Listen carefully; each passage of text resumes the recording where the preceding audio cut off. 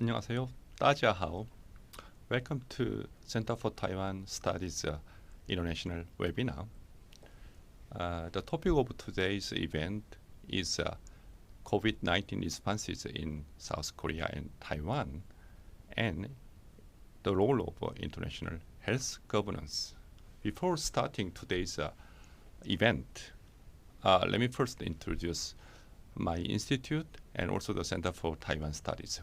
Established in 1957, the Asiatic Research Institute, Korea University, is actually the oldest university-affiliated research institute in South Korea.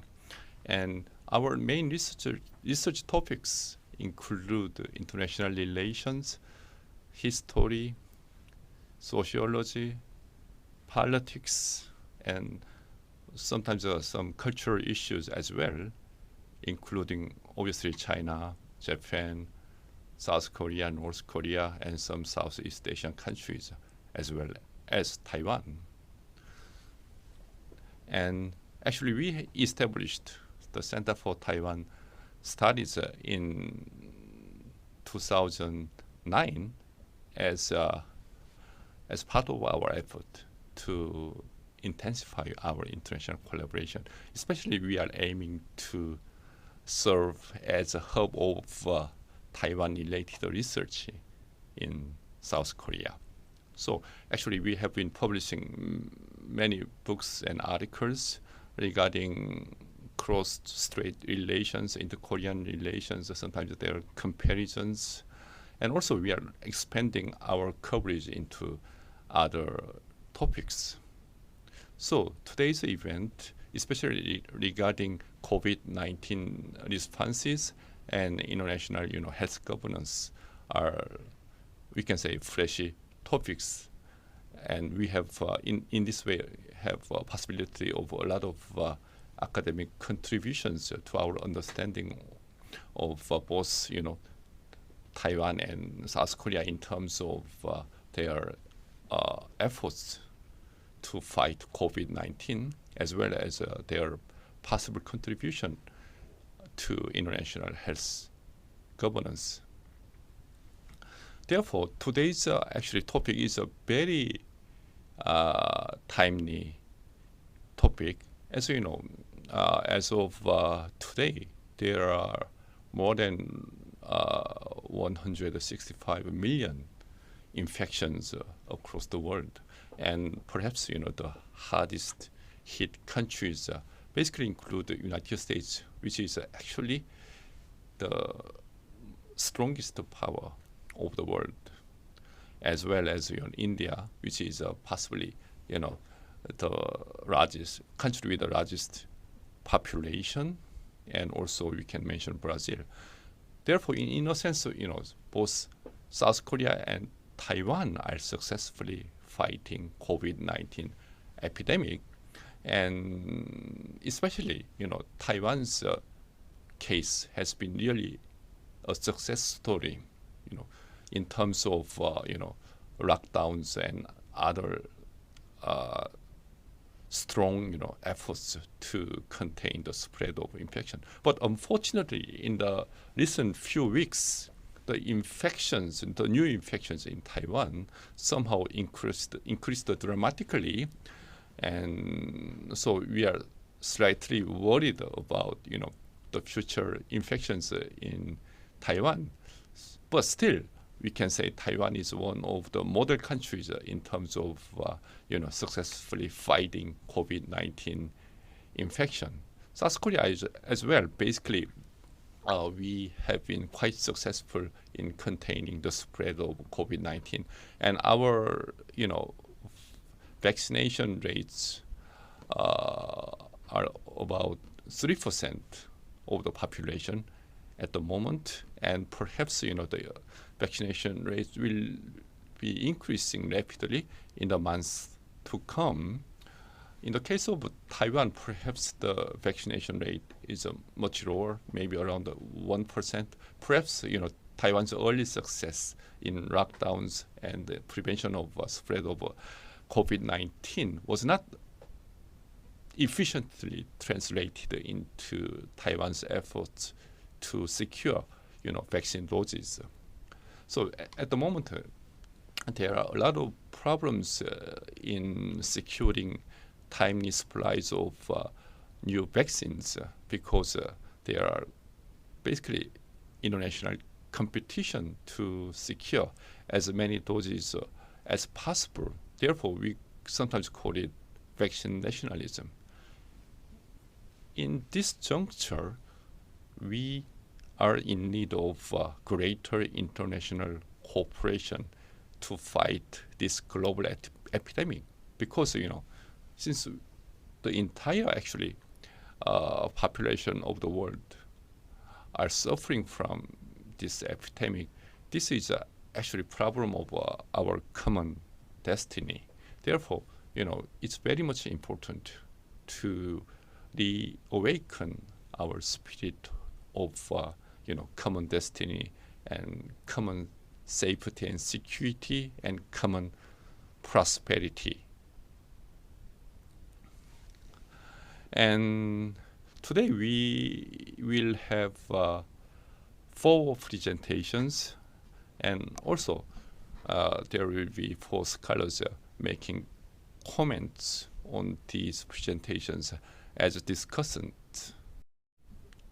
First, let me introduce myself. I am Professor Ki-young Son at the Asiatic Research Institute, Korea University. Actually, I am in charge of Center for Taiwan Studies at Asiatic Research Institute. So, in a sense, I am making some efforts to, secure fund for our Taiwan-related research. And in this way, I have been sometimes organizing conferences and seminars like this, and also, I myself sometimes writing an article on the comparison of sometimes Korea and Taiwan. So basically, serving as chair of Center for Taiwan Relations, I'm sure I can make more contributions for the promotion of our mutual understanding between Korea and Taiwan. And let me first introduce our first presentation. First speaker is a Professor Wayne Tan, and he's a professor at the Institute of International Politics at National Chungseng University. And the topic of his presentation is Taiwan's response to COVID-19.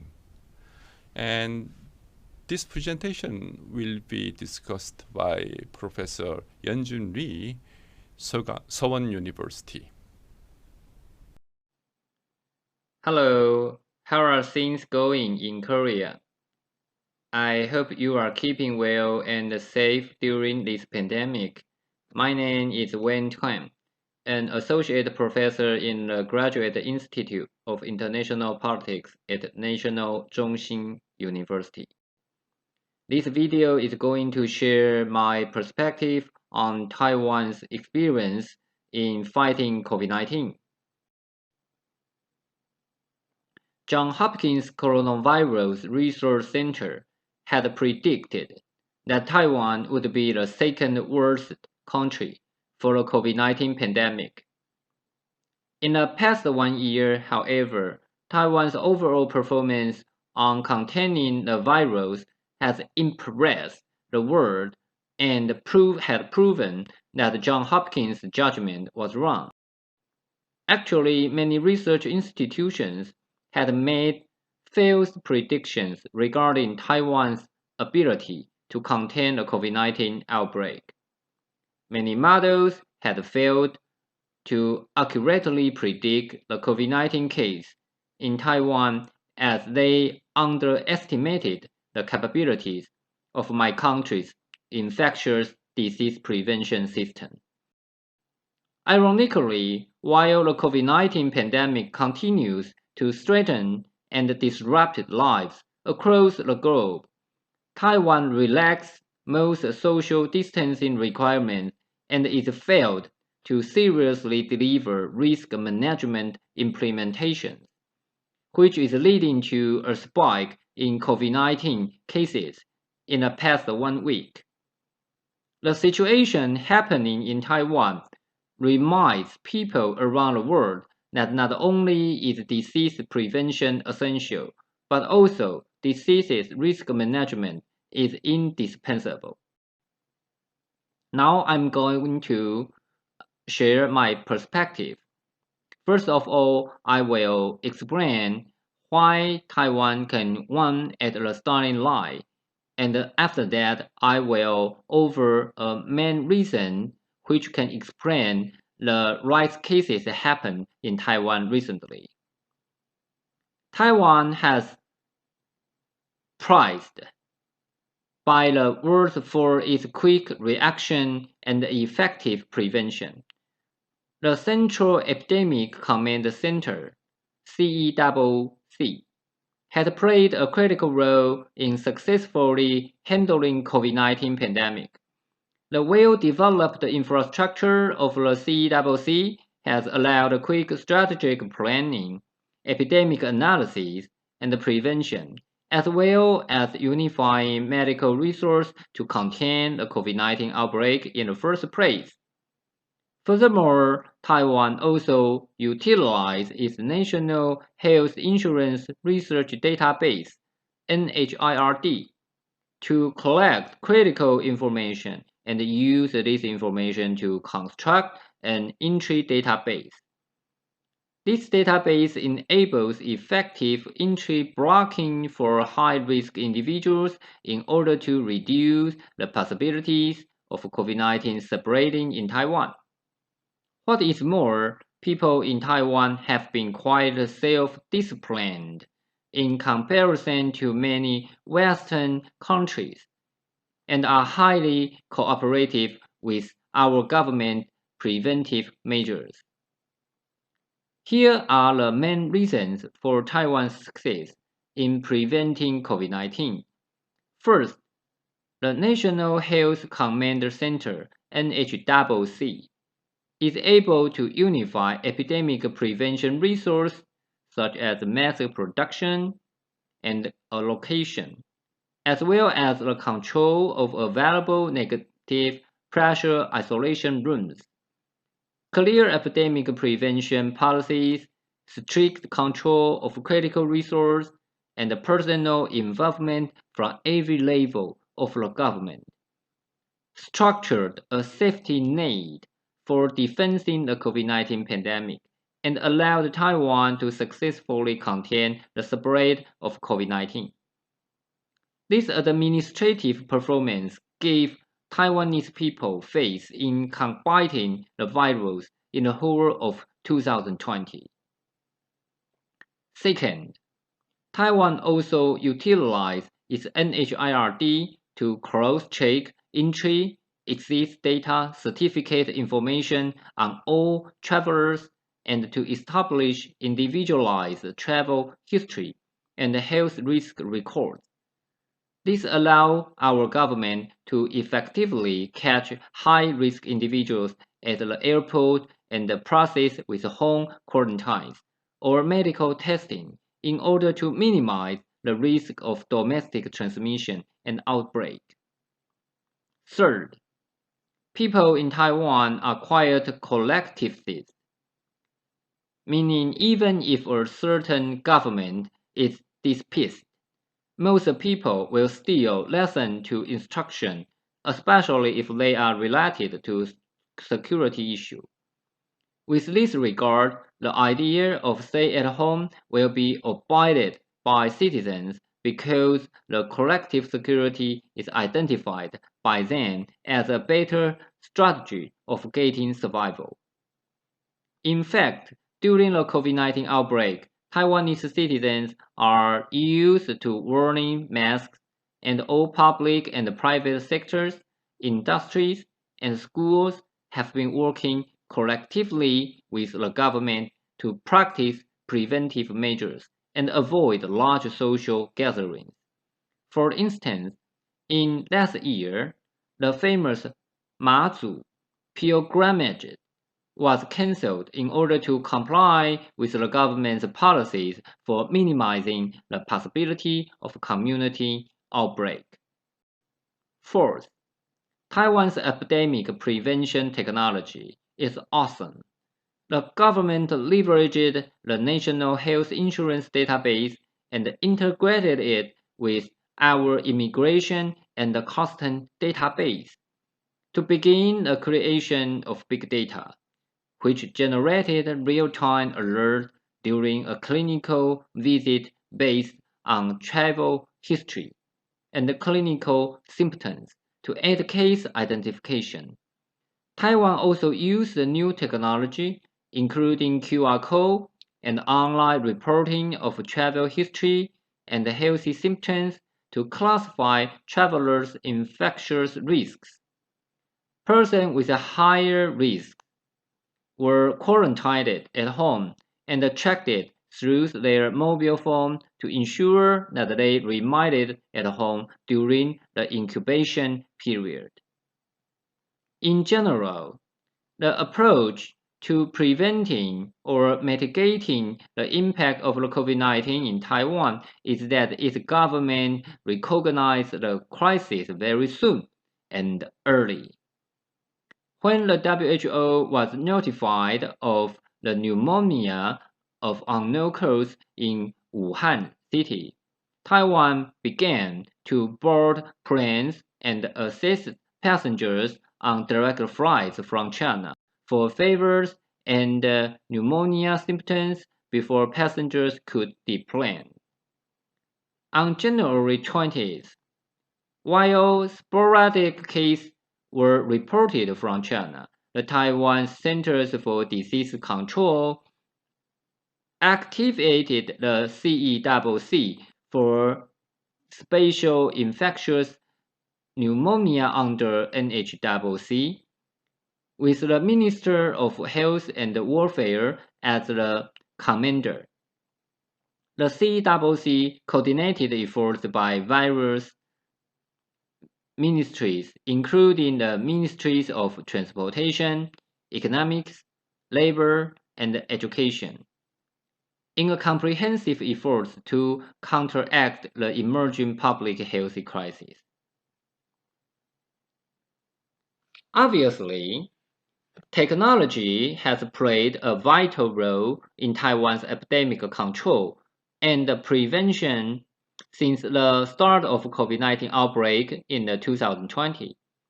However, Taiwan's efforts and measures taken in the fight against COVID-19 is being challenged right now. Responding to the current pandemic from a crisis management standpoint is no different than responding to any other crisis. Governments around the world that are best situated in these scenarios are those that can build a comprehensive plan for navigating the unforeseeable situations and being nimble in real time. At the very beginning, Taiwan indeed had a very good performance. On January 20th in 2020, the National Health Insurance Administration and the National Immigration Agency integrated patents travel history with their identification card data from the NHIA. This was accomplished in only one day. Taiwan citizens' household registration system and the foreigner's entry card allowed the government to track individuals. Those identified as high risk were monitored electronically through their mobile phones. On January 30th, the NHIA database was expanded to cover the period of 14-day travel history for patrons from China, Hong Kong, and Macau.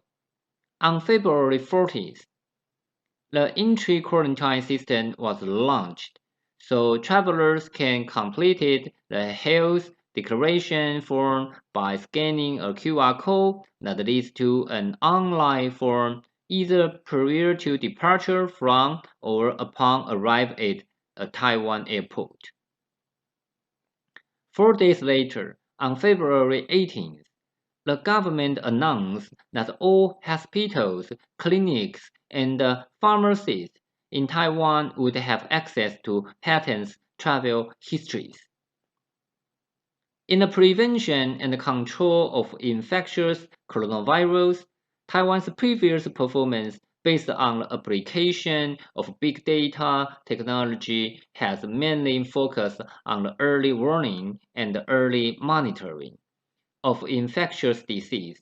Although the application of big data technology for COVID-19 warning and monitoring remain important, prevention of the disease rapid spread and the encirclement of its impact on our society are undoubtedly the most pressing challenges to Taiwan.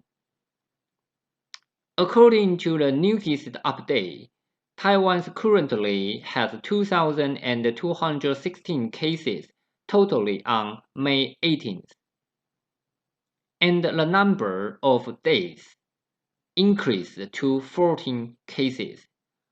Why is Taiwan grappling with a sudden rise in community infections? The main part of answer, from my perspective, is that Taoyuan's Novotel Hotel cluster, which strengthens Taiwan's success in preventing COVID-19 spread. In mid-April, Taiwan relaxed the quarantine requirements for non-vaccinated pilots and other crew members from 5 days to 3. At the same time, it said vaccinated crew members no longer had to quarantine.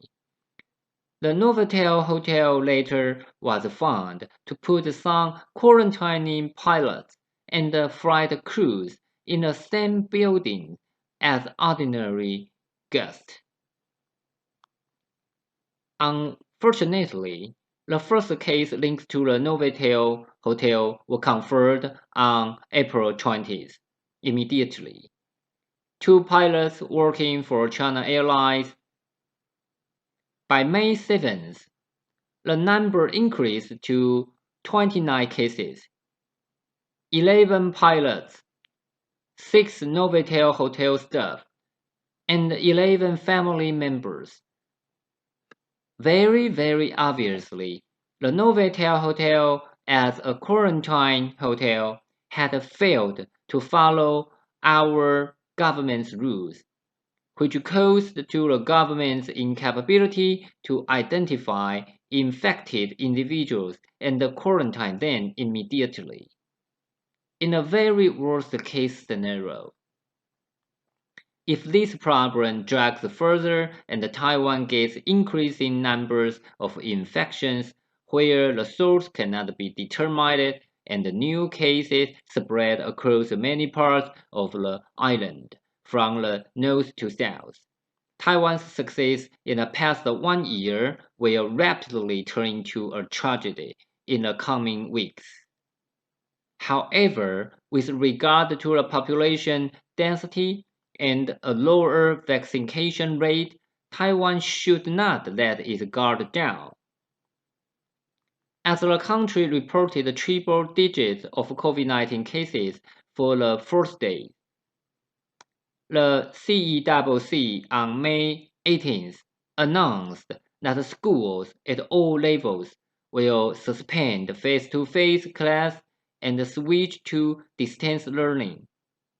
Obviously, in response to the escalation of the domestic epidemic alert and in order to reduce the higher risk of more cluster infections, our government officials come to be vigilant again.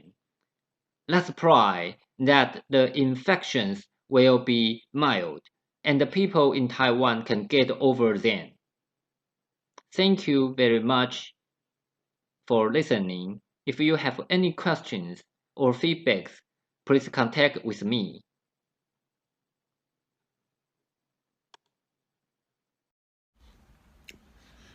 Hello, my name is Yoon-Jin Lee. I teach students at School of Social Welfare in Sewon University in Korea. First of all, thank you very much for inviting me to such an important academic event. In addition, because of the coronavirus, which is also related to the topic of today's presentation, I'm very glad, but I'm very sorry to meet you with a recorded video like this. It is even more honored to be in charge of discussions regarding Taiwan's response to coronavirus. In particular, I think Taiwan has many implications for healthcare as it is a country where health insurance is operated using the same social insurance method as Korea. So let's get to the point.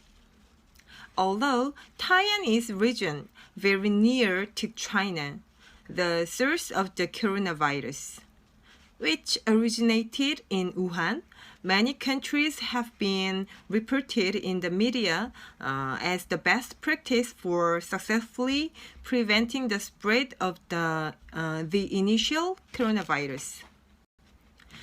Taiwan's early quarantine success, as the speaker also said, it is due to the government perfect response. Selective quarantine strategies such as immigration control and heart control and movement restrictions like that can be evaluated as having very positive result. So, in addition, it is obvious that the government's active policy making system and use of technology such as ICT technologies and AR or VR are also a factor in the success of this initial response. Thanks to this early success in quarantine, Taiwan discuss the recovery of the economy and industry and companies running and so like they could have been discussed early. This case of Taiwan has also been envied by many countries. For example, Japan, Korea, and so like that, particular Asian countries nearby China. Many countries that have been stagnant due to the prolonged coronavirus period. Unlike Taiwan, Korea was unable to implement immigration controls at the beginning. Unable to. And the corona infection continues to expand very largely, like nowadays. Therefore, it is true that we have tried to benchmark Taiwan's initial response. The introduction of the QR code in Korea is also a big example of Taiwan's influence.